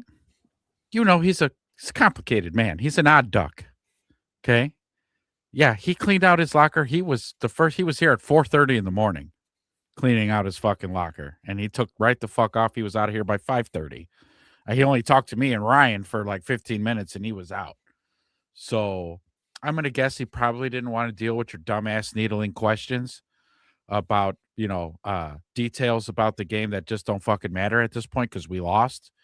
And yeah, he was pretty pissed off about losing because he gives a shit about this football team and he's always giving his all. And the last thing he wanted to do is talk to you people. So good luck catching up with him in the off season. And that's it. DJ's out of here. Not out of here. He's going to be back. I'm just saying he's packed up and he's left. God, Lee. Acknowledging that you're resetting and starting over, what are some of the things that you built and the whole team built that are sustainable that you can that you're starting over? What are Huge contributor to getting us there. and acknowledging that you're resetting, you're starting over, what are some of the things that you built and the whole team built that are sustainable that you can that you can see that guys can remember and still believe in, that they're going to help as you get back in April? Well, I mean, our identity that we outlined, that we wanted to show on tape, I thought that came through, and we have it up in the team room. The words on a wall are one thing, but bringing it to life is another thing. And I thought those guys did that. The number one thing was physicality. I thought we were a physical unit on tape. That always starts in the trenches with your big guys, but I really think your little guys on the perimeter, they really helped define that. I thought we had receivers that were selfless. They were willing to block for their buddies. I thought we had DBs that were willing to tackle. I thought that showed up these last two games in particular. Really proud of that. So physicality was the number one thing that we hang our hat on. Number two is being sound, playing sound football, being fundamentally sound, and being schematically sound. And I thought that showed up week in and week out. We still can get better in some areas. Like when I think about being fundamentally sound, we got to do a better job catching the football next year. And I can tell you right now, that'll be a point of emphasis for us when they come back in the springtime. But the last one was being a poised unit. And this is the one I'm most proud about. Just that ended up being our identity there for most of the season, and showed up in the playoffs as well. Just we handled pressure better than most. And I think that's a credit to Ryan and the type of guys that he brought in. They're wired the right way. They thrive in those circumstances, and that showed up for us in a big way. Our coaching staff tried to apply pressure on them early on in the springtime and throughout training camp. And I'm not saying they grew numb to it, but it's almost like they embraced it and that they were at their best in those moments. And so those are the three things that we wanted to be about. And I think we brought that to light. We'll reassess as a coaching staff, where we need to go from here, but we got plenty of time to do that. So by the time that these wide receivers get to their summer vacation homes, or in this case, winter homes, they already have a jugs machine waiting on the front porch with a bucket of 100 footballs that they will have to catch every single day. And at the end of their break, before they come back for OTAs, they're going to have to bring those 100 footballs, and those things better be worn down because they've been caught so many times. And if they don't bring me those balls, I'll break my foot off in their hindquarters, and then they could go run a lap. I'm going to ask Kevin Warren to pay some development research company to engineer, engineer a Gatling gun jugs machine, if you will, where it's just gonna and they're just gonna fucking and they're gonna have bruises all over their chest and their arms by the time we're done with OTAs. Like that scene from Major League, right? With who was Big Taylor blocking all the baseballs. Yes, just like that. That's what that's going to look like. The speed on the jugs machine goes up to 10, but we're setting it at 15 here. Mm-hmm. We're going to crank it up. Yeah, way too many damn drops. Love him, but he's stinking up the locker room a little bit. With Crate has no love for DJ. There's a real possibility you're going to have to replace coaches this offseason. How big of a challenge, one, do you foresee that being? And two, is there a sense of pride that people are looking at a unit that you put together and saying, we think he would be a great leader over here? I told the players this just a week or two ago, that it's rare in year one that you feel like you have a 5-star staff. And yet that's what I believe. just over the course of the season, seeing how they conducted themselves, what they sacrificed, the time they put in. We got a great collection of coaches. It's the right mix of experience, energy, ideas. And so I think they're a big reason for the success that we were able to have and the games that we were able to win. To your point, I do think it's a lot. I see future head coaches on this staff. I see future coordinators. I see these young coaches being future position coaches. I see that all across the board. And so when you have success and you win games, normally that's what happens. I know we already have some slips coming through that other teams would like to interview some of our guys, and I'm all for it, man. I want these guys to continue to ascend. Anything I can do to help them out, I think they all know I'm more than willing to do that.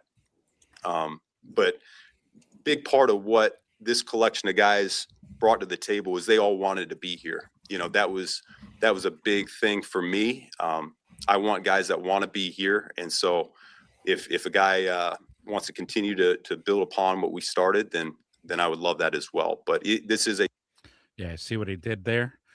So, yeah, when you win a lot of games and your offense ranks in the top 10 in a lot of fucking rankings and categories, yeah, that's what happens. All the shitty teams come and want to pick your bones, and they want to circle like vultures and see if there's any, like, carcasses they can pick up. And you know what? As a head coach, I love seeing that.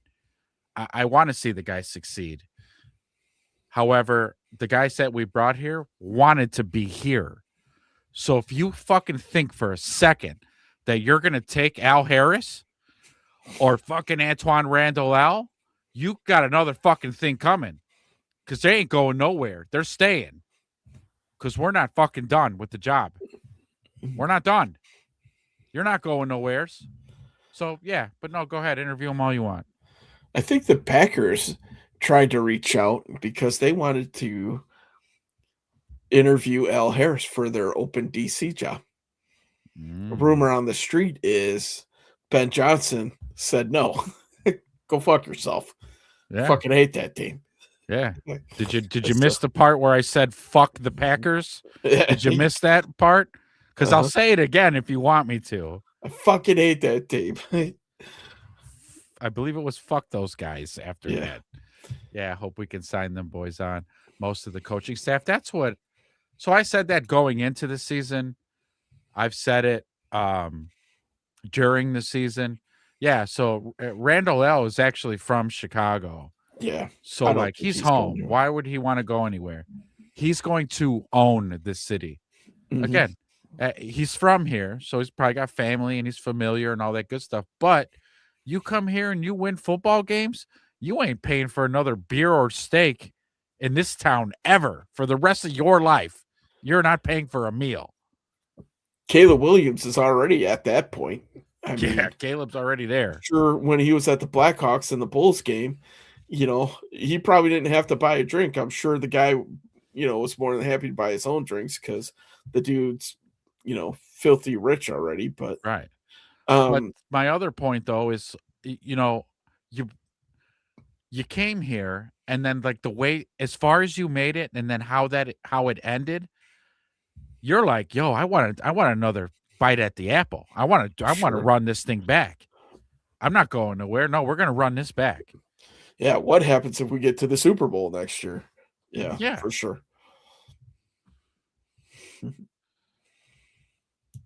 A 5-star staff, and it's no surprise to me that we got a number of coaches that are garnering interest right now. And how did your dynamic with Ryan play out as you imagine? The idea of putting your vision together, building out this roster, and enjoying this success this season?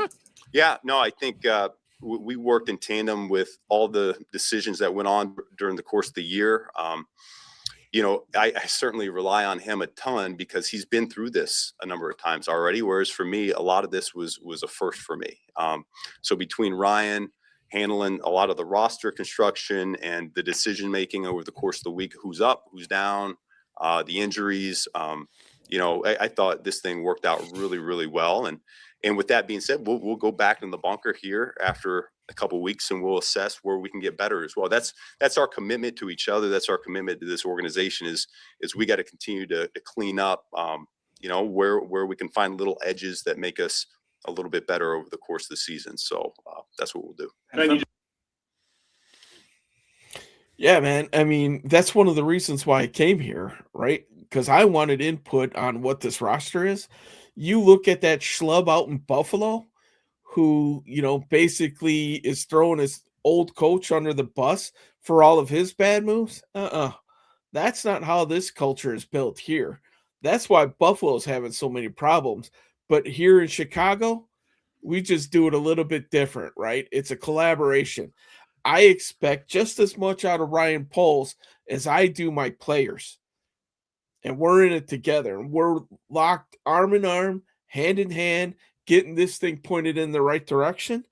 And I'm not, I need some input on this thing because it's my ass on the line if we suck. So thank you, Ryan Poles, for being willing to let me have some say in this thing. Yeah. Well, not to mention, too, what do I think? Well, I don't know. What'd you think of all our draft picks this year? Mm-hmm. What's your opinion? What do you think about our fucking roster that we built this year, huh? Not too shabby, huh? Second graded PFF tight end in the league, huh? Seventh round pick running back with over 700 yards rushing. That ran behind a rebuilt offensive line that we traded for 2 pieces. Yeah, and that caught too. one in free agent. Okay, I'll give you the fact maybe we didn't hit on the defensive side, but you know what? Our offense is set for 3 years. Yeah, So well, here we go. we're in another offseason, baby. Mm-hmm. Don't worry, that defensive line's going to get all shored up. Don't you worry. You don't remember we're 3 times offseason champs going for 4. That's right. That's one thing Ryan Poles has done. It's win off seasons. Mm-hmm. Just touched on it a little bit. What's your process going to look like for evaluating the job you did in year one, maybe looking at what you think you did well, what you can improve on? Yeah, I mean, we will always dive into the self-scout process as a coaching staff. We have a ton of decisions to make with the roster. I think it always starts with making sure you're accurate on the evaluations of your own and how well they fit what you're asking them to do and whether it's someone you want to continue to move forward with or not. And I think now we're just at a much better position as a coaching staff in going into this season, just knowing who our guys are and what they'll end up being able to contribute for us in the future. And so we got to nail those. That'll be the number one objective when we come back from a little bit of a break. And I got a lot of confidence that we'll be able to get this thing right. But the self-scout process that'll occur. I mean, we got a whole off-season agenda. I know I like to think that we don't do a whole lot, but like the off-season is a whole new season of its own. So our coaching staff, they need a little break themselves, and I know we'll come back renewed and ready to go. Yeah. First off, whoever the fuck's phone that was going off, interrupting while I'm fucking talking is rude as fuck. And if you can't put your phone on silent, get the fuck out of here. I looked over at you 3 times. Okay? As for self-evaluating and self-scouting, I'm the fucking best at what I do. I self-scout when I'm brushing my teeth. I self-scout when I'm in the shower. I self-scout on the drive into Hallis Hall. I'm doing it continuously all day. Coach of the fucking year. Okay? I don't need to spend any more time self-scouting. Me and Ryan got a big job to do. We got a defensive line to fucking fix. If you don't stop that fucking phone, this is the last fucking time. This is the last time. Me and Ryan Poles got a defensive line to shore up. So that's what we're going to do. That's the part of it. Look at everybody else can self-scout on their own time. All right? Okay. I'm not. Don't make me pull this press conference over. I'm not telling you again. Shut that fucking phone off. From your seat, what's the significance of the offensive continuity that you seem to have in place going into 2026? Players, plays, all the things that carry forward from here. Yeah. I mean, I think back at this year, and we made a number of strides. Okay, and Ryan did a phenomenal job acquiring talent, particularly on the offensive side of the ball. Up front, this offensive line, I feel like we got something to really build upon there. We've got weapons on the perimeter. Our quarterback's going to be a special player in this league. I think it starts there. Our running game picked up as the year went on, which I think is desperately needed. Particularly, we get these home games late in the year. It's a huge part of what we do and what we're about. And so, with that being said, I think we did a number of really good things on offense, and yet we haven't even scratched the surface of what we're fully capable of yet. And so we'll talk about that. We'll address that as a coaching staff. How can we get better? I think it always starts with me as the offensive play caller. There's some areas I need to shore up. The weekly process that we had, it always starts there. But I think our guys are going to be a lot further along when they come back in the springtime. And like you mentioned, we got a core group of guys on that side of the ball that should be able to have some familiarity. So.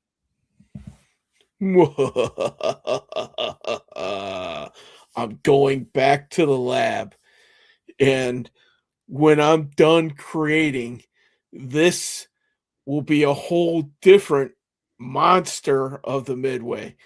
Instead of a defensive monster, this thing is going to be an offensive juggernaut. I don't know if you guys think a juggernaut is a monster, but in my book, it will be. So think of like X-Men juggernaut running through walls. And we have a franchise quarterback, so that makes it a little bit easier. That we finally got off of that carousel. And listen, thank goodness we hit on all those picks and all those free agents on offense, because now we look really, really good for the next 3 years, which also means we can really, really get young and talented on this defensive side too. Like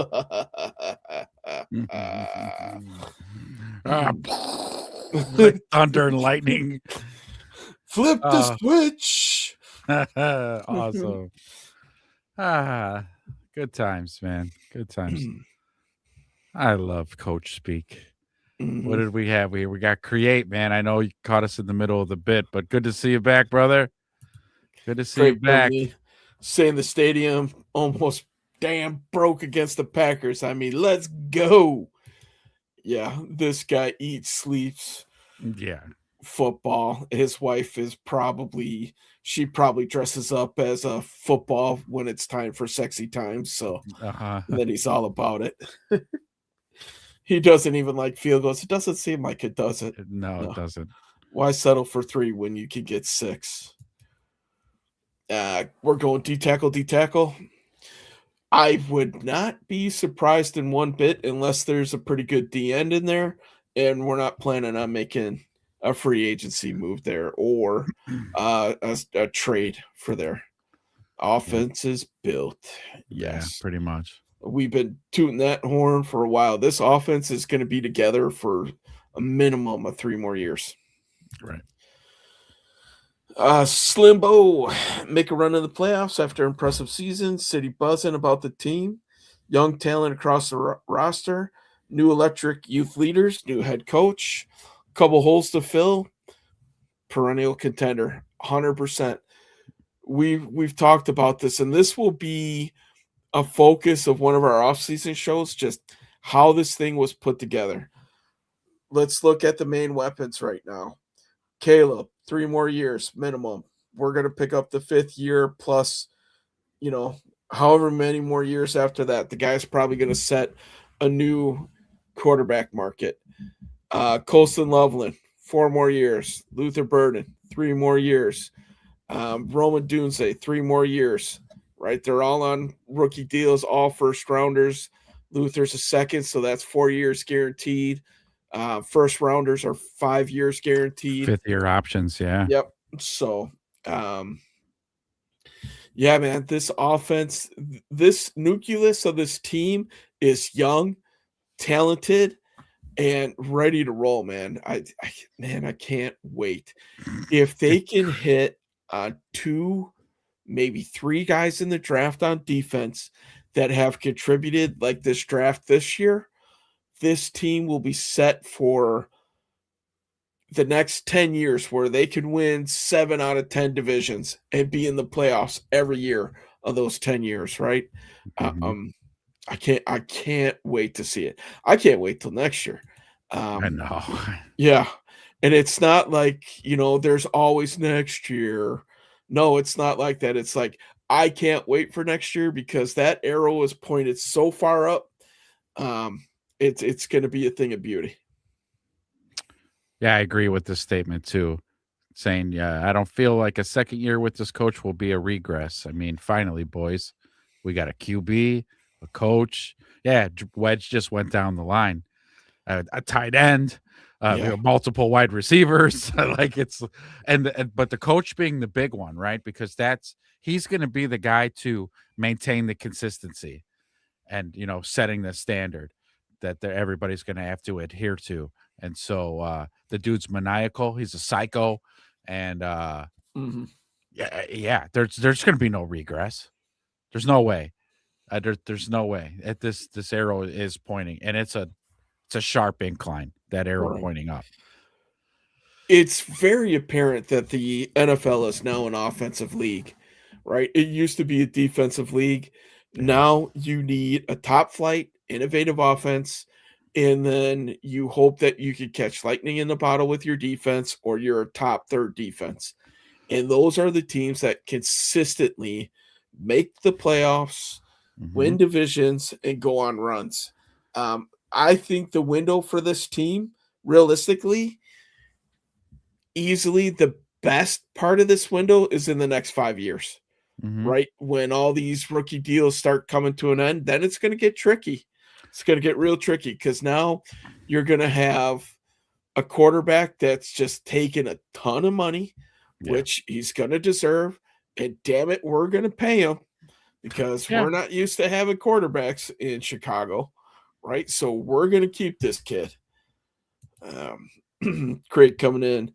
Now, have we shown we're contenders with a beat up team? What were we on our 5th string linebacker? Yeah. Practice throughout, squad so- linebackers, actually. Mhm. Practice squad linebackers. Yeah. And we Yeah, were so- still signing them. Speaking of that, though, Jackson, you want to go a bold prediction? Jackson might have played his way into the conversation where he's going to be a top 2 linebacker with one of these linebackers being let go for salary cap issues. Because Edmonds, right? Edmonds is done. His contract's over. I don't. I'd have to double check that. Yeah. So I think Edmonds is the name that they're saying that they would cut. I don't think it's over, but I think he's going into the last year, and it would save him something like 13 to 14 million. So, if that's the case and it's a cost savings move, maybe they think a little bit different with that, with the fact that Edwards got hurt so late in the season, and who knows if he's going to be back in time. Since the Eagles game, I had true hope.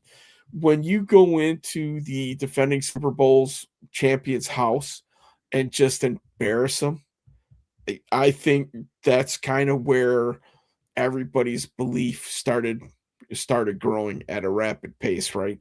That's when they became a legitimate team and they weren't the worst 9-win team at that point or whatever. And then finding late round talent. I like Jackson at the linebacker spot. Polls has showed that not only is he good at finding late round talent, but he's good at finding undrafted free agent talent. Like, kind of uncanny with that. Benedict Bagent was undrafted. Yeah, so kind of see what happens there. You looking up Edmonds? Yeah, he's got one Contract? more year. Yeah, that's what I thought. So they don't have to worry about re-signing him. But the question is it going to be with the team? all these offseason GMs are, this is how I'd fix the Bears. And Yeah, because Yeah. it says right here, if they cut him, it'll save us 15 mil in cap Yeah. space if they cut him. Who knows? Which is a shame because, again, before his injury, he was playing all pro football. All pro level football he was playing. And then he got hurt, and then he comes back, and then he looked like last season Tremaine. Yeah. And it was like, oh no. Yeah, I don't know. We'll see. I don't envy Pole's position. There's a ton of work to do. The salary cap, there's a ton of contracts that need to be restructured. The good news is that this team had a lot of success this season. So a lot of these people will probably be willing to restructure because they know this team is close. It's a few moves away from taking another step and possibly making it back to the big dance. So this is going to be an interesting offseason and draft. Mm-hmm. And I can't wait to sink my teeth into all the defensive players coming out in this draft. Can't wait. Combine's coming up. Usually that starts first March. Yeah, like first week of March, I want to say. Draft is third week of April. Was it in Pittsburgh this year? I'm finding that out. I'm 99% sure it's actually February 23rd. Combine through March 2nd at Lucas Oil Stadium in Indianapolis. Per usual, yep. Middle of the country. Mm-hmm. And then draft is February 23rd. That's right around the corner. I know. And that's when, we're really going to have to do some homework, man, to see what's out there. So, yeah. So basically, right, we're going to have a show where we're going to decide the positions that we need. Safeties. Okay. Mm-hmm. We need to look at safeties. We need to, linebackers and all the whole defensive line, edge and interior. But I think if we have a big hole in interior, because we're going to let go of Billings. Yes.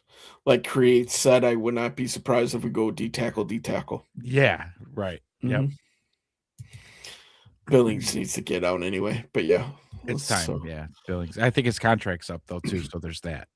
That makes that easier. Yeah. That's a no-brainer then. See ya. Yeah. Oh, hey, Billings, let's talk about your contract. Oh, you thinking about extending me? Hell no. We're just letting you know, get the fuck out. Get up out of here. So there's 2 beefs waiting at the end of the parking lot for you as a parting gift. Yeah, we put a couple bags of Portillos on the hood of your car. You're good.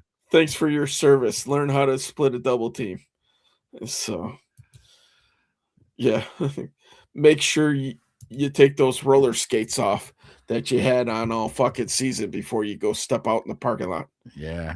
And Slim brings up a good comment right here. I'm looking for restructured contracts so they could bring in a few better players and then see who they could draft. Jalen Johnson, step in my office. Hey, Jalen. Oh, is that Grady? Grady Jarrett? Come on in, bro. Yeah, you too, man. Both of you. Yeah, come on in here. Hey, what's going on, boss? Yeah, sit down because we're going to talk some numbers. Here's a calculator. Hold this for a second.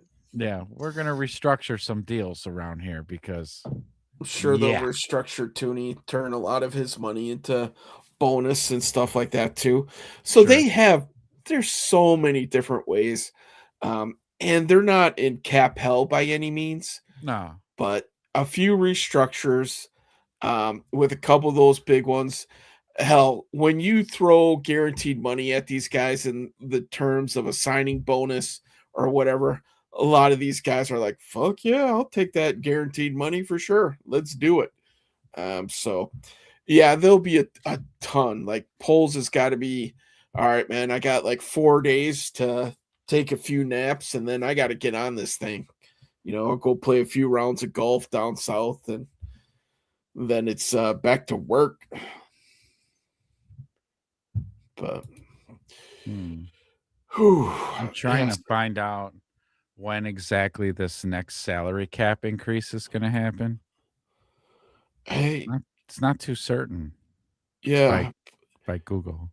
it will go up again for sure. With this upcoming year. I don't remember. I want to say I thought I heard at the beginning of the season like it's supposed to go up like 75 million.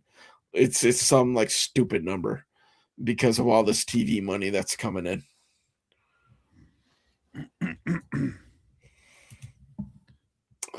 Let's take a look.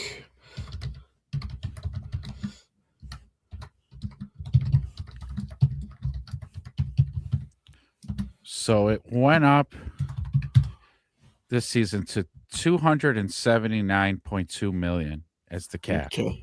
But so they're going to increase it 23 to 26 million per team, raising it to about 305 million per team. Okay. So 25 mil. I thought I was supposed to jump a little bit more, but maybe I was thinking of that 276 mil. So it's not just going to stop this season. There's going to be another one the following season as well. Those numbers they don't have projected yet, but it's going to go up again. Yeah. I Probably mean, because- the NFL's making so much money right now. Yeah, when you're tucking a playoff game behind a fucking paywall, Yeah. the money they made. Mhm. The money they made, assholes. Yeah, for sure. So, all right, guys. Well, Yeah. it's that time. So, we'll keep an eye on the channel. We got to kind of feel out what this off-season schedule is going to look like. We're going to try to bring you consistent content. It might be one of those things where if some big news happens, we're going to hop on and talk about it. I think they pretty much have all the pieces. Overall, the team chemistry is insanely good right now, and have a younger team ready to roll in what I think will be another competitive season for sure. So, all right, as was, we'll keep an eye out. Thanks, Create, for stopping in. But, if you follow us on socials, we do have a TikTok as well. If any of you guys are on TikTok, you can just look up Everything Bear Show on TikTok. You'll find us there. Mhm. But between our Twitters and our TikTok, we'll post like when we're gonna go. Yeah. Because we'll come up with a schedule and keep it. I mean, we might just keep this Wednesday slot and just do it this Wednesdays. Yeah, that's kind of what we're leaning towards. Yeah. Keep an eye out. Yeah, if you guys are on socials, we got a lot of things. Hopefully, some irons in the fire here. TikTok. If you guys are out on TikTok, I think if you search the.everything.bears, I believe that's how our TikTok goes. Listen, guys, we're growing pretty quick on TikTok. We posted a few videos. Our last one, with all the fans out there, is blowing up for us. So we're gaining a lot of new people that way. But man, we love our OGs. So if you got other fans, guide them to the channel. Make sure that they jump on that Everything Bears YouTube channel, subscribe, get the word out. So that we can bring you more and more content. We're already starting a network. Hopefully we can bring other people on from who cover other teams to kind of get their perspective. We already got a Rams guy lined up. So yeah, I mean, things are going, and for you guys coming on and supporting us through our inaugural season, it's been a blast, man. I appreciate all you guys from jumping on. So yeah, it's just two guys who enjoy talking football and love the comments. So the last few shows we've been so comment heavy. It's been awesome. Yeah. Well, shoot. Good to see y'all. Thanks y'all for stopping in. We'll see you next week. Bear down. Peace.